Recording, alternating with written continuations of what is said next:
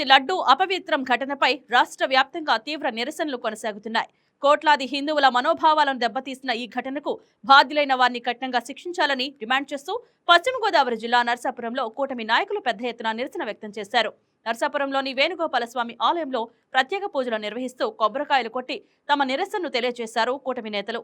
ఈ కార్యక్రమంలో Janasena MLA Nayakar, TDP incharge Potturi Ramaraju పాల్గొని మీడియాతో మాట్లాడారు.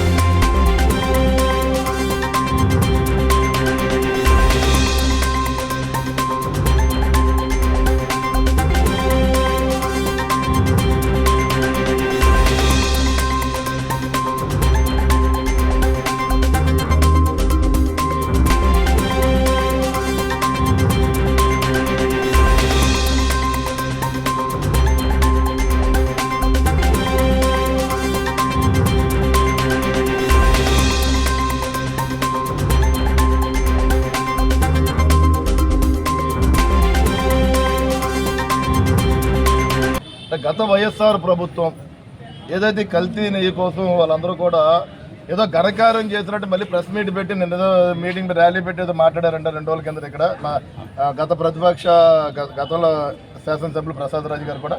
అంటే మీరు ఒక్కటి ఏ ఘనకార్యం చేశారు చెప్పండి. మీరు అంటే హిందువుల యొక్క మనోభావాలు దెబ్బతీశారో లేదా మీరు చేసింది అది మీకు ఏమన్నా గౌరవంగా ఉందా కార్యక్రమం మీరు చెప్పాలి. మీరు కానీ మీ నాయకులు కానీ దానికి సమాధానం చెప్పాల్సిన అవసరం ఉంది. అంటే హిందువులు ఇప్పుడు మీరు కూడా చాలా సందర్భాలు ఇక్కడ ఉన్న ప్రజలను కూడా మీరు తిరుపతి మీరు తీసుకెళ్ళిన సందర్భాలు ఉన్నాయి. మీరు కూడా చాలా మందిని అక్కడ అపవిత్రం జరగడానికి వాస్తవం కాదా?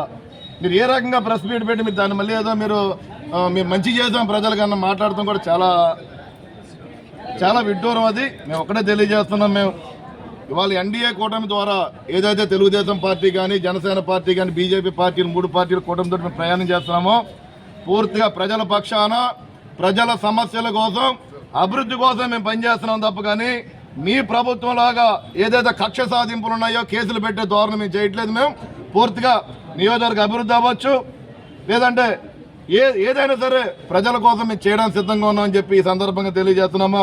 మీ అవసరం మీకు కూడా ఇంకో విషయం తెలియజేస్తున్నాం. ఒకటే మీరు ఏదైనా మీరు ప్రతిపక్షంలో ఉన్నారు. మీరు ఏదైతే మేము ఏదైనా తప్పుదాలు చేస్తే కనుక మీరు ప్రజల పక్షాన నుండి మీరు పోరాటాలు చేయండి. అవసరం మేము కూడా మీరు తీసుకుంటే ఏదైనా ఇష్యూస్ ఉంటాయి మంచి దాంట్లో మంచి ఏదైనా ఉంటే మేము కూడా తీసుకుంటాం.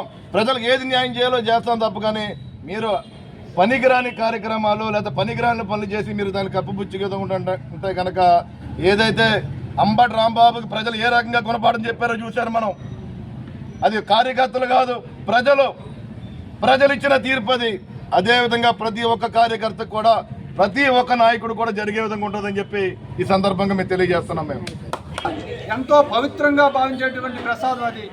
అలాంటి ప్రసాదాన్ని భోలే బాబా అని ఒక కంపెనీకి జగన్మోహన్ రెడ్డి ప్రభుత్వంలో ఒక కాంట్రాక్ట్ ఇచ్చి ఆ భోలే బాబా అన్నవాడు ఎక్కడ కేజీ నెయ్యి కొనకుండా 68 లక్షల లీటర్ల సుప్రీంకోర్టు ధర్మాసనం మన భారతదేశంలో అత్యున్నతమైన న్యాయస్థానం వాళ్ళు ఒక చిట్టి ఏర్పాటు చేసి తిరుపతి వెంకటేశ్వర స్వామి అంటే ప్రపంచ స్థాయిలో చాలా ఉన్నతమైనటువంటి దేవస్థానం.